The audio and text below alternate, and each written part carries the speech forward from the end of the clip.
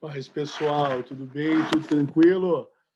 Bom, hoje nós estamos entrando na sétima e oitava texto, lição da ETAD para a Igreja Ceifa. Deus continue abençoando. É sempre maravilhoso poder compartilhar da palavra de Deus. E nós estamos entrando na segunda epístola aos Coríntios. Meu nome é Michel, eu sou pastor e também professor de teologia, e para mim é uma grande satisfação fazer parte dessa caminhada na Igreja Ceifa, desse curso tão abençoador que é o ETAD, né? Eu insisto nisso, que é sempre bom colocar Deus na agenda, no schedule, né? Colocar Deus no dia a dia. E nada melhor que estudar a sua santa palavra. Bom, tá aí o slide, a segunda carta aos Coríntios. A lição separou muito bem. A lição separou a sétima, o caráter do ministério de Paulo e as motivações do ministério de Paulo. Em primeiro lugar, é interessante porque tem muita gente que acha que a igreja do Novo Testamento era só amor, era muito amor, mas haviam problemas, como sempre, aonde tiver o ser humano, gente, né? Pau quebra no lombo. O apóstolo Paulo foi acusado, nós vamos ver aqui, né, que muitos da igreja de Corinto não aceitavam o ministério do apóstolo Paulo. Estou tentando pegar aqui, para não ficar tão claro assim, né, a imagem. Vamos lá. E o apóstolo Paulo foi criticado, o apóstolo João foi muito criticado na terceira carta, terceira carta que o apóstolo João escreveu. O apóstolo João escreveu o evangelho, um dos evangelhos, e escreveu 3 cartas. Na terceira epístola, ele fala que tinha um obreiro que não queria recebê-lo, né? Se não me engano é Diótrefes, né? Até um nome é complicado. Então não era bolinho não, né? A gente tem que entender que o nosso chamado na obra de Deus, ela inclui desafios, ela inclui aparentes derrotas, ela inclui gente falsa, gente usada pelo cão, ela inclui falsas acusações, ela inclui... O Senhor Jesus diz que se fosse, iríamos padecer pelo evangelho, mas que fosse por questões autênticas, né? Por realmente ser verdadeiro, né? Então, não tem jeito, não. Nós estamos na página 117. Vamos usar um pouco dos slides aqui para a gente estar comentando sobre essa situação, né? Acompanha comigo, por favor. Novo Testamento, cartas paulinas, Romanos, 1 Coríntios, 2 Coríntios, palavra-chave defesa. O apóstolo Paulo faz uma defesa, né? Porque não nos pregamos a nós mesmos, mas a Cristo Jesus como Senhor e a nós mesmos como vosso servo por amor de Jesus. Capítulo 4, versículo 5. A autoria do apóstolo Paulo é aceita, ok? Trata-se de uma carta de cunho pessoal com detalhes de relacionamento entre o pastor e a igreja. Então, aqui a gente vai ver uma diferença de carta, né? A primeira carta, ela é respondendo a perguntas da igreja de Corinto, então ela tem um peso pastoral, ela tem um peso teológico muito interessante, e essa carta é mais pessoal. Essa carta ele abre o coração, né? Essa carta, o Espírito de Deus levou Paulo a escrever a segunda carta aos Coríntios, depois o apóstolo ouvir o relatório de Tito, no qual este fala do bom efeito produzido pela carta anterior, que também diz que há um grupo de oposição naquela igreja que ataca a pessoa do apóstolo Paulo.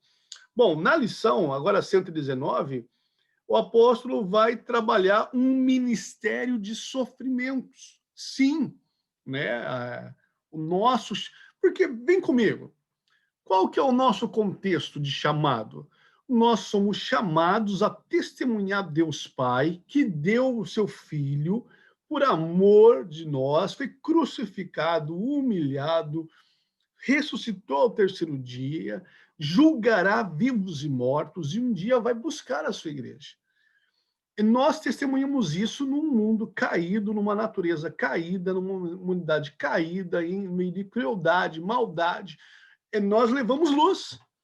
Então, nós vamos ser amparo na hora do luto, nós vamos ser amparo na hora da doença, nós vamos ser voz profética na hora da injustiça, na hora da maldade.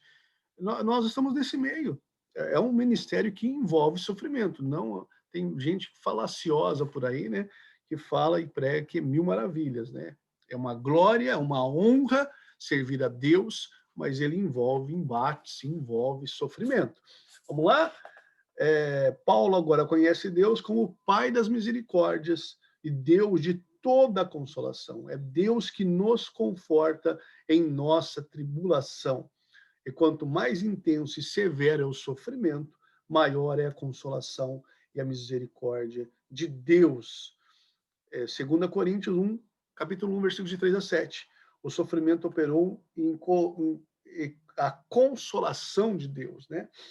O sofrimento nos faz depender mais de Deus, a ponto, olha que versículo lindo, a ponto de desesperarmos até a própria vida. Contudo, já em nós mesmos tivemos a sentença de morte, para que não confiemos em nós, e sim em Deus, que ressuscita os mortos. Glória, pois, a Ele. Então, o apóstolo Paulo, ele começa ali falando que o ministério passa pelo sofrimento, né? Na página 121, vai falar sobre um ministério de sinceridade. O apóstolo, olha só, está aqui, ó, acusava o apóstolo Paulo de proceder como um mundano. Exatamente isso, está lá os versículos de 10 e 2. Ser covarde, 10 e 10. Não ter credenciais genuínas de um apóstolo, ser enganador, ser insensato. O grande apóstolo, aquele que estava assim, doando a sua vida, aquele que estava andando, pregando o evangelho, não era aceito por parte da igreja de Corinto. Acusado de mundano, covarde, não tinha credencial de apóstolo genuíno, enganador e insensato. Meu querido, está reclamando do quê? Né? Está reclamando do quê? Né? Às vezes alguém pisa no nosso calo, a gente já fala ai, né?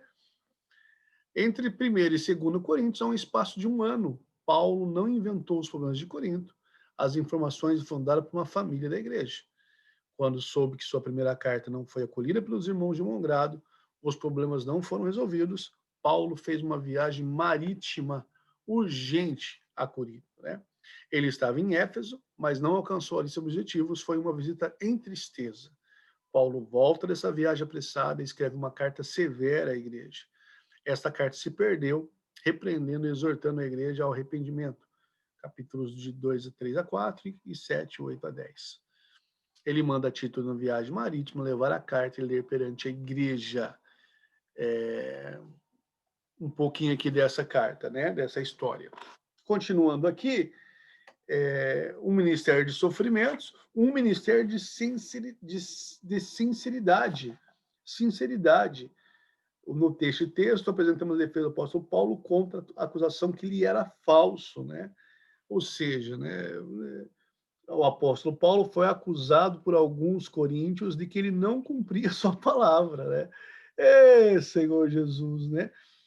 Tomo a Deus por testemunha de que, para vos poupar, não tomei ainda Corinto, né? Meu Pai amado, né? A nossa palavra para convosco não é sim e não. Versículo 18, né?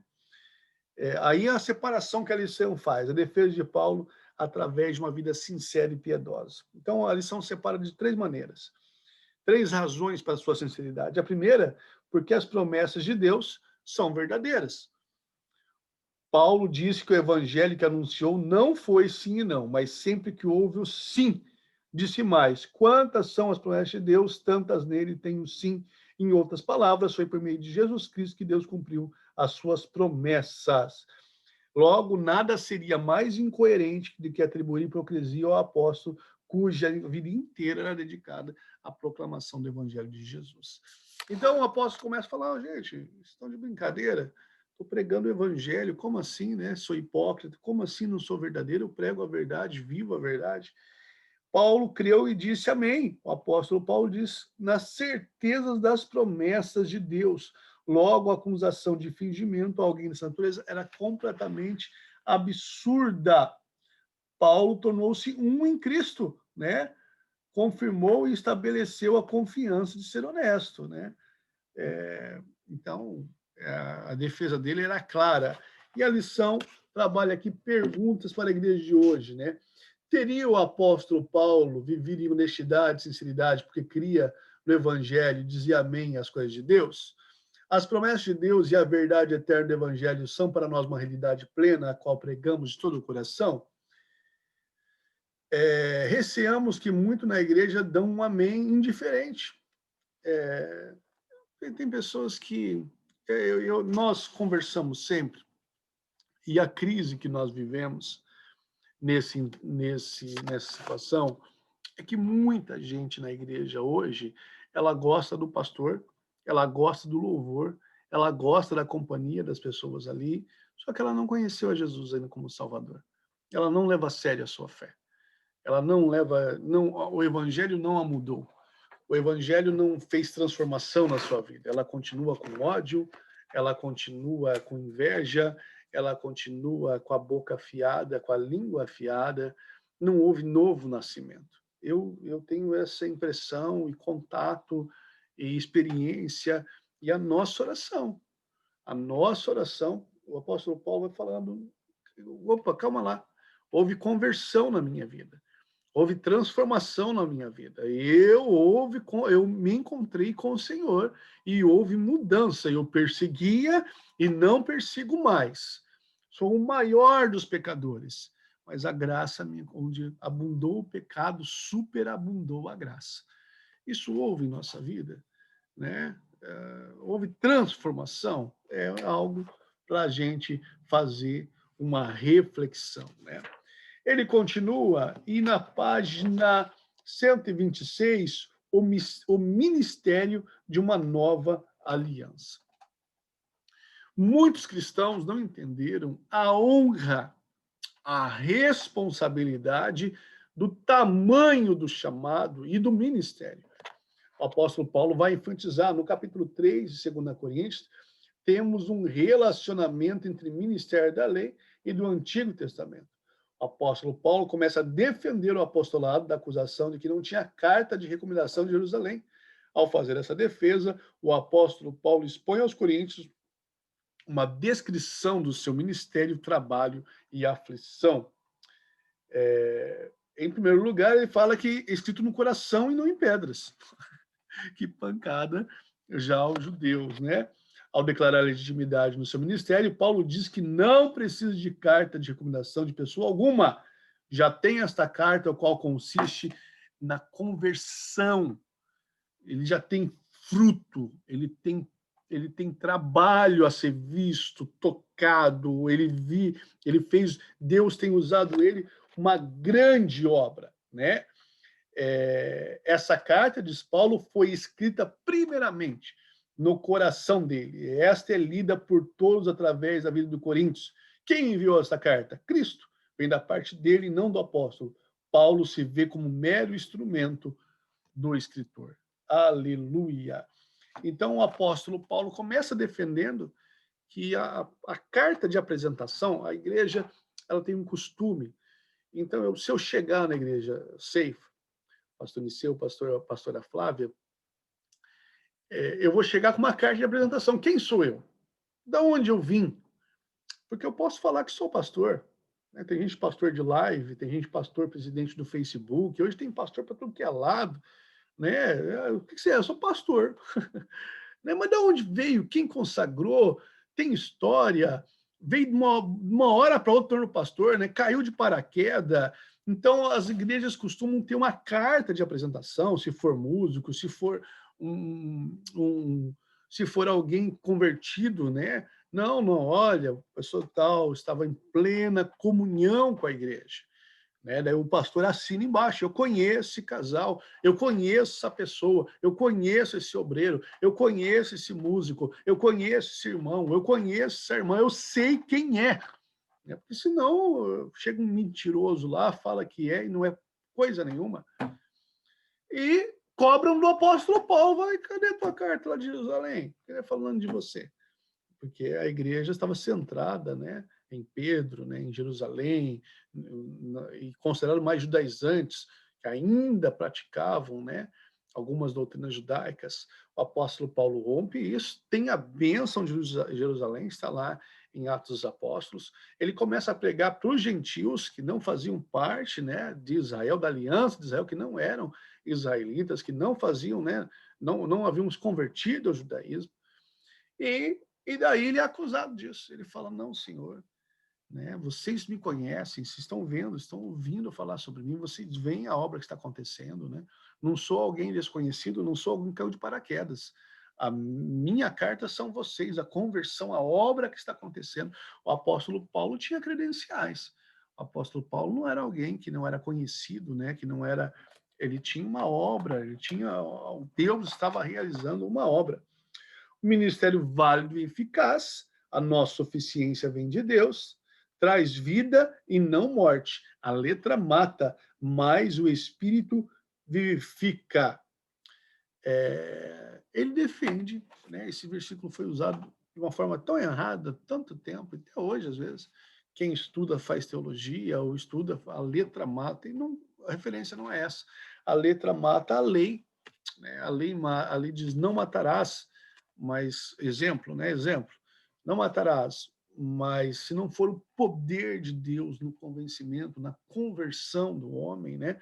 Só vai ficar um código moral. Não faça, não lê, não veja, há de se ter uma conversão de dentro para fora. E o apóstolo Paulo usa esse versículo, que o ministério dele é baseado em vida, em transformação pelo Espírito Santo genuína, de dentro para fora, e não de fora para dentro. Né? Não bastam ser só ordens, não basta só obedecer. Além da obediência, há de se ter algo dentro. Deus conhece o nosso coração, a nossa motivação. Amém, queridos? E a glória permanece, não que desvanece. Página 127. Paulo mostra que o ministério do Novo Testamento excedia em glória e ministério de Moisés. Meu papai, na hora que o pessoal ouviu isso, né? E daí a gente vai fechar no capítulo 7, o apóstolo Paulo falando do ministério de uma nova aliança, né? Aqui diz: neste texto, continuamos vendo a comparação que Paulo faz entre a velha e a nova aliança. Desvendada e não vendada, né? Não somos como Moisés. Aqui, ó, o apóstolo Paulo descreve o trabalho, o serviço temporário para contrapor o caráter insatisfatório e temporário da velha aliança, né? Agora é descoberto, agora é mostrado essa nova aliança, né? Agora é manifestado o poder de Jesus, né? Liberdade, não escravidão, 2 Coríntios 3,17. Ora, o Senhor é Espírito, e onde está o Espírito do Senhor, a liberdade. Quando alguém se volta para o Senhor, volta-se também para o Espírito, e isso significa liberdade. O Espírito traz a liberdade que os judeus não tinham, a liberdade da escravidão espiritual. Em Gálatas 5:1, Paulo diz: para a liberdade foi que Cristo nos libertou. E liberdade da condenação da lei significa ser livre do medo, do pecado, do mundo, não significa livre para pecar, né? Claro. Não é liberdade para fazer o que queremos, mas sim a liberdade para fazer o que devemos. É o dom da graça de Deus, mediante a qual temos o querer e o poder para rompermos com a sujeição do pecado. Glória a Deus nas alturas.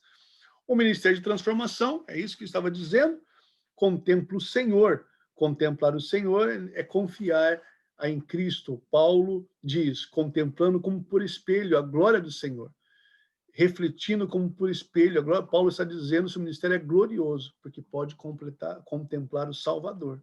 Paulo diz: todos nós, né, uma vida de reflexo, uma vida de transformação, versículo conhecido, e todos nós, como o rosto desvendado, contemplando como por espelho a glória do Senhor, somos transformados de glória em glória. Não acontece do dia para a noite? Ok, mas somos transformados. Mas somos transformados, né? Glória, pois, a Ele. Nós fechamos aqui essa primeira parte no capítulo, na lição número 7, para falar da lição número 8. Eu estou trabalhando a lição e os slides, então, às vezes, que me foge a questão dos... Deixa eu voltar para os slides antes de entrar, então, na motivação do ministério, né? Alguma data e ocasião, Paulo tranquiliza, né, que agora está tudo bem entre nós, voltou a paz em seus corações. A carta foi pesada, a primeira carta que ele fez, parte da igreja não recebeu, parte da igreja não recebeu muito bem. Sabe aquela pregação pesada que o pastor pega no pé? Ele fez isso aí, né? Logo depois dessa carta, Paulo viajou da Macedônia ao Corinto e fez ali a sua última visita à igreja. Ficou lá por 3 meses, Atos 20. Vamos passar. A igreja é composta de homens e mulheres, seres humanos sujeitos a falhas e enganos, que pode gerar sérias confusões. É isso que eu falei. Por isso do perdão, né, gente? Por isso do perdão. Através de genuíno arrependimento, com humildade, quebrantamento, podemos reatar relacionamentos rompidos, aparar a essa e retornar à comunhão. Exatamente, né? Quando se quer, quando os dois querem, né? Quando como é que é o ditado? Quando um não quer, dois não brigam, é isso mesmo? Deus quer que vivamos sem ódio, rancor, sem um coração endurecido no erro, no engano, reatando o relacionamento, vivendo como filhos de luz. A igreja recebeu essa carta com profunda emoção e gratidão. Então veio a primeira carta, o apóstolo Paulo dá aquela pegada boa, tem uma carta perdida, né? A gente vai falar isso mais na frente, aos Coríntios, ele fala sobre isso. E agora a igreja recebe essa carta com gratidão, com amor, com perdão, da forma como o cristão deve se relacionar, né? Tem pessoas que a gente pode perdoar e a gente não vai se relacionar, porque às vezes a pessoa que a gente não quer mais se relacionar, ela vive no erro, ela não se arrependeu, né? Vem o perdão, mas não quer dizer que você vai chamar a pessoa para comer na sua casa, né? Dar 3 tapas nas costas, falar, senta aí, né? Não. A gente tem o dom de discernimento também, discernir com quem nós podemos andar. Porém, rancor, coração endurecido, não faz parte de um coração cristão. Rapidinho aqui um esboço do livro, né? No capítulo 1, a gente viu isso, Paulo queria expressar sua alegria pela reação favorável à igreja e ao seu ministério, relembrar aos crentes seu compromisso para com a oferta aos cristãos, defender a sua autoridade apostólica contra falsos apóstolos que enganavam a igreja com falsas doutrinas. Cidade perversa continuava perversa, falsos mestres continuavam falsos mestres, mas a igreja se tornava mais santa e consciente. Exatamente isso, né? A gente, nós não vamos, a pregação numa igreja, a pregação como é que é o nome disso? Numa igreja, de modo geral, nós vamos começar a fazer a diferença, mas haverá problemas ainda, mas haverá um caminhar ainda, mas haverá situações a serem revistas ainda, sempre dessa forma, né? Vamos entrar, então, nas motivações? Isso é muito importante. Eu vou contar uma experiência que eu tive, a motivação, né? A motivação para essa situação, né? Quando eu fui para o seminário, primeiro ano de seminário, pastor Colenda, saudoso pastor Colenda, uma referência dentro das igrejas de Assembleia de Deus, ele abriu um dos primeiros seminários, né, de teologia no Brasil, o IBAD, e lá em Pindamonhangaba, interior de São Paulo, e ele nos reuniu, primeiro ano ali, né, ele foi fazer uma reunião no primeiro dia que a gente foi recebido no seminário.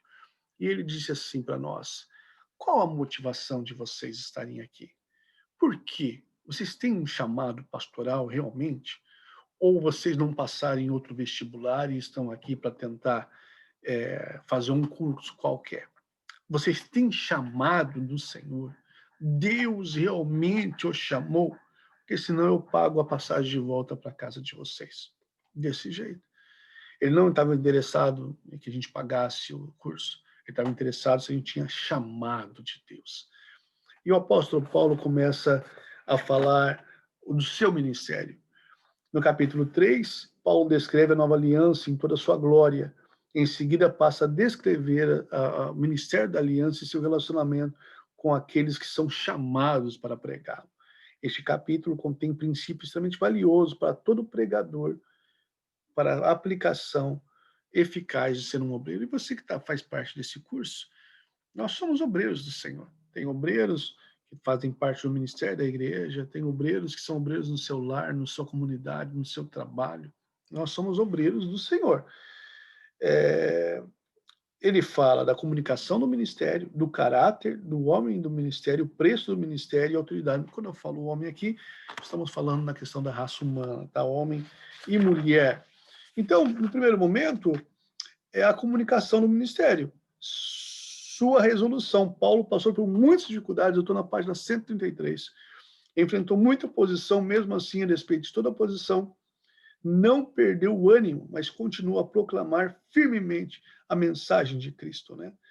Essa mesma atitude deve permanecer em todo o coração, né, de pessoas chamadas por Deus. Muitos são os que rejeitarão a mensagem que o obreiro de Deus prega. Haverá oposição, conflito e um aparente fracasso, mas em hipótese alguma o obreiro deve abandonar a luta. Foi o próprio Deus que fez o chamado, na sua misericórdia, entregou-lhe este ministério. Eu falei sobre isso, uma grande honra servir a Deus. É uma grande honra fazer parte do corpo de Cristo. E após o Senhor Deus, lá em Josué, no capítulo 1, inicia o capítulo 1, falando assim, que no livro de Josué, falando, olha, meu servo Moisés é morto, mas eu estou com você. Assim como fui com Moisés, eu serei contigo. Então, somente tem muito bom ânimo. Eu acredito assim que muitas vezes nos falta ânimo. O texto continua dizendo, esforça-te e tem bom ânimo. Por quê? Porque se os nossos olhos forem de preguiça, se os nossos olhos forem de problema, não dá, é muito difícil, a pessoa não vai ouvir, a gente não vai ter sucesso, vitória nunca, né? Então o ânimo nos faz, não é olhar positivo, tudo é azul, que sol maravilhoso, não! Há um problema, mas Deus está comigo. O texto diz assim, aonde colocar a planta do vosso pé, ali eu lhe darei. E o esforço, você faz uma força, e às vezes aquilo não dá certo, daí você faz um esforço, você dá algo a mais do que você estava dando. Deus é contigo, né? Esforça-te, tem bom ânimo. Ele fala de ser honesto, né? Há certas coisas que todo pregador tem que decidir, dizer não, deve renunciar a modos antibíblicos, não alterar a mensagem para fazer aceitável, né? Não persuadir ninguém a crer no meio de truques. Muita gente faz isso hoje em dia, né? Muitas igrejas envergonham o evangelho, né? Fazem truques, fazem armadilhas, fazem praticamente parece uma ratoeira, né? Coloca o queijinho, tá prontinho para pegar ali o ratinho, né? E eles enganam, né? Oferecem o céu na terra, oferecem coisas que eles não poderiam oferecer, ficar longe do Evangelho de Cristo. A nossa oração é que essas pessoas acordem, né? Porque com certeza estão sendo muitas vezes enganadas, né? Não é verdade, não é verdade o que elas estão crendo ali por aqueles falsos obreiros do Senhor, né? Então, nós devemos ser honestos e pregar o evangelho inteiro. O evangelho inteiro, ele passa por aflições, o evangelho inteiro, ele passa por falsas acusações, perseguições, mas o evangelho inteiro diz que nós somos vitoriosos. Nós conhecemos o final dessa história, nós conhecemos o final vitorioso da igreja do Senhor Jesus. Nós estamos quase terminando. No texto 135, na página 135, o texto 2 vai falar do ministério apostólico. O texto anterior, tratamos da comunicação do caráter do ministério. Agora, examinaremos a pessoa e a habilitação da autoridade do ministério. Para fechar aqui o caráter do ministério, da expressão, ele tem que ser sem resolução, honesto, e eu não esqueci de falar da humildade. Paulo nos prega a si mesmo, como alguns dizem que ele faz. não está procurando a glória dos homens, mas sim a glória de Cristo. Um cristão, seja ele pastor, obreiro, um cristão, uma das marcas do cristão não é ser bobo, mas é ser humilde. O que nós temos, o apóstolo Paulo fala que temos em vaso de barro. O cristão não é egocêntrico. O cristão não se coloca em primeiro lugar. O cristão não é bobo, porque humilde não é sinônimo de ser bobo, tolo. Ao contrário, o Senhor Jesus disse para ser simples como a pomba, mas astuto como a serpente. Porém, nós devemos buscar, porque Deus que disse, das trevas resplandecia a luz, da mesma forma resplandeceu o nosso coração, para a iluminação do conhecimento da glória de Deus na face de Cristo. Esse é o ministério cristão. Expor a Cristo. Cristo em primeiro lugar. Deus. Tem gente que parece celebridade.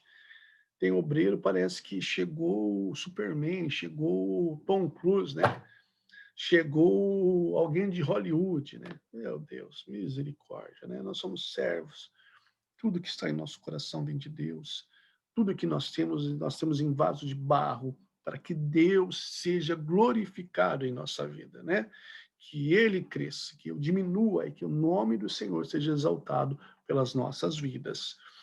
Agora sim, o ministério apostólico, temos, porém, um tesouro em vaso de barro, para que a excelência possa, e o poder de Deus, não de nós. Vou ler de novo, que eu li, Vamos lá. Abre aspas. Temos, porém, este tesouro em vasos de barro, para que a excelência do poder seja de Deus e não de nós. Fecha aspas, 2 Coríntios, capítulo 4, versículo 7. O preço do ministério, levando sempre o corpo morrer de Jesus, para que também a sua vida se manifeste em nosso corpo, de modo que em nós opera a morte, mas em vós a vida, 2 Coríntios 4:10. 3 princípios que devem reger o ministério cristão a saber. O princípio divino da morte, a divina união do sofrimento, o resultado divino da vida. Gente, nós aqui nos Estados Unidos, ou países que são livres para a fé, aqui nos Estados Unidos a perseguição é diferente, ela é de ideias, Ela é de doutrinas que são contra a palavra de Deus. Mas a liberdade de culto, a liberdade de expressão. Países como a China, Coreia do Norte, não. Ai, se você entrar na China com uma Bíblia. Ai, se você falar de Cristo lá. E tem gente falando de Cristo lá, fazendo culto escondido, sendo morto, sendo perseguido. Países muçulmanos, perseguição come solta. Nós aqui vivemos em plena liberdade.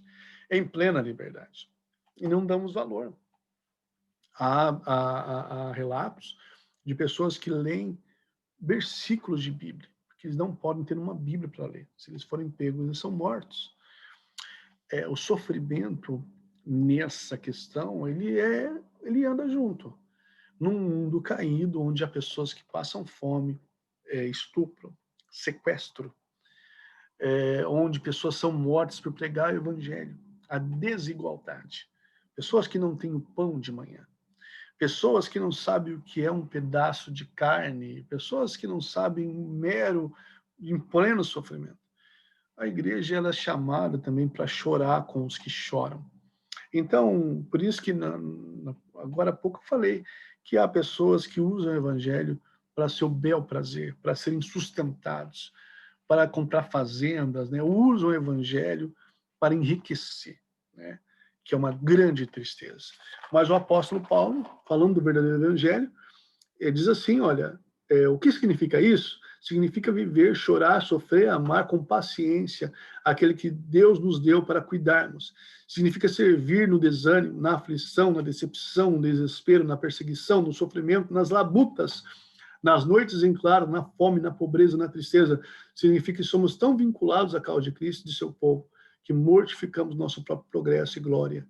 Nas palavras de Paulo, por amor de ti, somos entregues à morte o dia todo, fomos considerados ovelhas para o matadouro. Romanos 8:36. Nós estamos, para quem está assistindo o vídeo, às vezes vai assistir e é de fora, nós estamos numa cidade chamada Destin, uma linda cidade. Ela faz parte do estado da Flórida, nos Estados Unidos. A comunidade brasileira existe aqui nessa cidade, e um casal perdeu a sua filha num trágico acidente. Pouca idade, e houve um envolvimento muito lindo da comunidade brasileira para com essa família. Que Deus abençoe essa família, que Deus abençoe a cada um que se envolveu e está se envolvendo na dor do outro, dando o ombro, dando o colo, dando a oração, a intercessão. É assim que a igreja, é assim que um cristão deve se importar. A dor do outro é nossa também, né? Ainda mais quando Deus nos dirige a isso.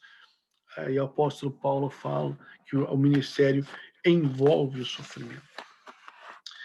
Nós estamos terminando. O apóstolo Paulo, na página 137, eles vão falar sobre o apóstolo Paulo, a autoridade do ministério, né? Paulo fala aqui da autoridade espiritual do ministério, de onde vem o poder para exercê-lo. Vejamos esses versículos. Embora o corpo físico de Paulo caminhe para o declínio, ele recebe da parte do Senhor força interior sempre maior. Paulo descobriu um grande segredo da vida cristã. Abre aspas. Não atentando nas coisas que se veem, mas nas coisas que não se veem. Porque as que se veem são temporais. As que não se veem são eternas. Valem glória a Deus. Em outras palavras, está dizendo: conservei meus olhos nas coisas de Deus, até que tudo ficou bem focado. Olhei para além da vida terrestre e vi claramente as coisas de Cristo são mais reais do que as coisas do mundo. Este olhar para o céu, para a face de Jesus, dá força para o apóstolo Paulo exercer o seu ministério. Queridos, o nosso ministério vem de Deus. Não olhe para suas forças, não olhe para você. Eu fui levado ao presbitério e depois fui pastorear uma igreja. Chegando lá, haviam pessoas de mais idade do que eu sendo obreiro. Tinha até um pastor lá que havia pastoreado essa igreja. E eu lá. E eu fui fazer reunião de obreiros. E eu iniciei falando isso, que eu respeitava todos os obreiros ali. E eu não ia ser nem maior nem menor, porque eu sabia que quem tinha me colocado ali era próprio Deus. E eu ia pegar com todo o meu coração o ministério que estava sendo passado ali como pastor daquela igreja. Queridos, não se coloque, sabe, abaixo, não se diminua, não se exalte, não se glorifique, mas também não se diminua. Entenda o seu lugar no Senhor, o seu chamado no Senhor. Quem nos dá poder e graça é o Senhor. A motivação deve ser a responsabilidade, a motivação deve ser o amor. O amor de Cristo controla a vida e o ministério. 2 Coríntios 5,15. Ele morreu por todos, para os que vivam, não vivam mais para si, mas para aqueles que morreu e ressuscitou. Ou seja, é o amor que nos motiva de nos dar, de ser ministros, de abençoar. Olha que versículo lindo. Ele morreu por todos, para os que vivem, não vivam mais para si. Querido, há dois tipos de pessoa nesse mundo. Eu vou resumir, tá? Vou resumindo, há mais, mas eu vou resumir os principais. A primeira, ela é alienada. A palavra alienada quer dizer ela está fora da realidade. Ela vê tudo isso, só que ou ela se droga, cocaína, maconha, álcool, né? Está sempre fora de si, o sexo, né? Se dá para a prostituição, para a promiscuidade, para a pornografia. Ela se dopa, ela sai da realidade, né? Ela prefere não ver a realidade. Ela passa o dia em série, em filme, tem várias maneiras de sair da realidade. Até ser religioso. Em outro momento eu entro sobre isso. Ou ela se converte e há uma abertura de propósito da vida dela. E ela entende a realidade da vida. E a motivação disso deve ser o amor, né? Você não está alienado do que está acontecendo ao seu redor. Você não vive só para si. E o apóstolo Paulo fala que ele morreu para os que vivem, não vivam mais para si, mas para aquele que morreu e ressuscitou. Vale um glória a Deus e um aleluia. 2 Coríntios, capítulo 5, versículo 15. Esse texto é fantástico. Eu encerro aqui. Deus confiou a Paulo o ministério da reconciliação, que é confiado a todo cristão. Deus agora está reconciliando o homem consigo mesmo. Paulo é embaixador de Cristo, nós somos embaixadores. Ele representa a sua causa. O ministério de reconciliação foi confiado aos homens. Se fracassarmos como obreiros, os pecadores não terão acesso a essa mensagem. Devemos, portanto, ir por todo o mundo, clamando: reconciliai-vos com Deus. Aceitai a reconciliação que se vos oferece em Cristo. Confiar em Deus, sabendo que Ele vos ama, quer perdoar vocês. Oh, maravilha, né? Que linda mensagem. O grande propósito dessa reconciliação é que nele fôssemos feitos justiça de Deus. Ele tenha, ainda que podemos cometer algum pecado, nós temos justiça no sangue do Cordeiro. É essa mensagem. Alguém uma vez pregou isso para mim. Alguém uma vez testemunhou isso para você. Não é justo que a gente se cale com tamanho tesouro. Encerro aqui.